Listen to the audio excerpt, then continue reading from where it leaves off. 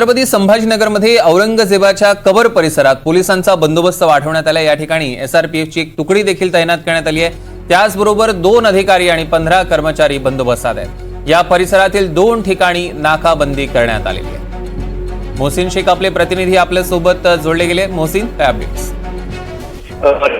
आपण जर बघितलं तर गेल्या अनेक दिवसांपासून औरंगजेबच्या कबरीवरून वेगवेगळे वाद सुरू आहेत, आरोप प्रत्यारोप केले जात आहेत। तर अनेक संघटनांनी ही कबर उकरून फेका अशी मागणी देखील केलेली आहे। सरकारमध्ये मंत्री असलेले संजय शिरसाट यांनी देखील हीच भूमिका जी आहे तर स्पष्ट केली होती। त्यामुळे या सगळ्या प्रकरणानंतर आता औरंगजेब परिसरात जे आहे तर पोलिसांचा बंदोबस्त वाढवायला सुरुवात झालेली आहे।